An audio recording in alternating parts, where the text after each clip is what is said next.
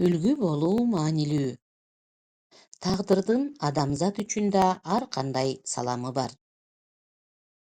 Биз картадан көрө элек шаарларда окуп, иштеп, жашап жүргөн мекендештерибизди укканда суктануу сезимибиз пайда болот. Ал да насип эмеспи?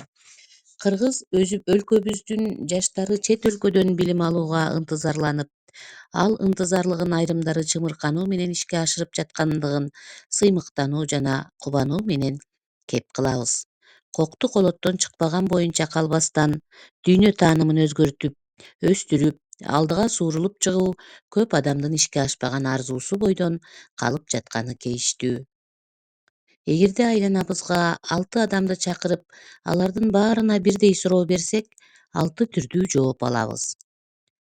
Жооптор респонденттин билим жана ой жүгүртүү деңгээлине жараша берилет. Биз аңгеме куруп берүүчү окуя дагы ой жүгүртүү жана маданий деңгээлдин айкалышынан жаралган жооптун күчүн чагылдырат. Япония өлкөсү кучагын ачты.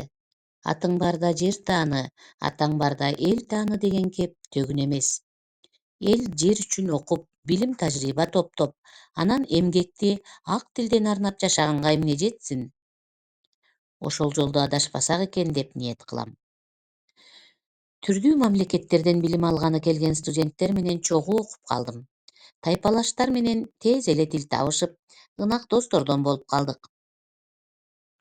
Айрыкча Америкадан келген Майкл жана япониялык Сузуки үчөөбүз жылдызы келишкен тамашакөй, шайыр достордон болдук.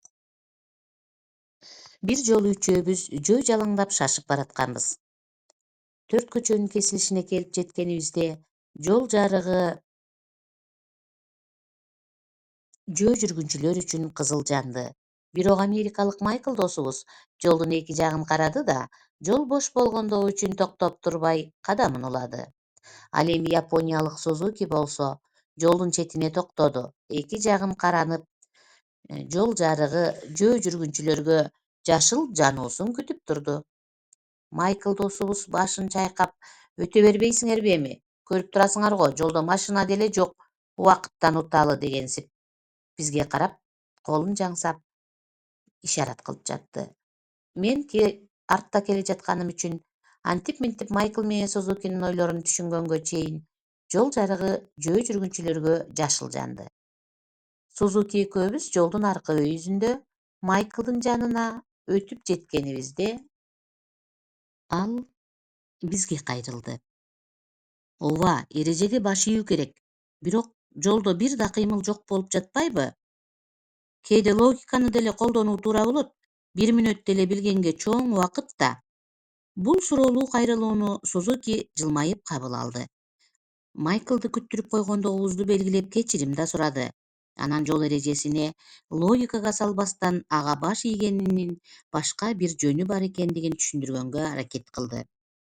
Майкл, деди Сузуки, Аскат экөөбүз жолчурак жашыл жанганда өттүк. Анын мааниси менин түшүнүгүмдө мына мындай. Чындыгында светофор бул бир эреже. Эрежеге баш ийишибиз керек. Ошол эле учурда шашып баратабыз.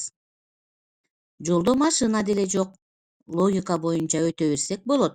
Бирок менин коркконум алыстан болсо дагы айланабыздагы жаш балдардын, мектеп окуучуларынын бизге көзү түшүп кала турган болсо, биз аларга жаман өрнөк болмокпуз. Жол эрежесин ушинтип бузса боло берет экен да, деген түшүнүк балдарда бизди, улууларды көрүп калыптанып калат. Жаңы өсүп келе жаткан муун улуулардан тез таасирленишет. Мен жаш муундарга терс таасир калтырбаш үчүн логиканы четке түртүп, эрежеге баш ийүүнү туура көрдүм, деди. Сузукинин жообун укканга чейин ар түрдүү ойлондук. Видео байкоо системасы орнотулганын байкап калып күтүп турушту окшойт. Же кырсык каш кабактын ортосунда дегендей. Ушундай сыяктуу далай жооптор берилет.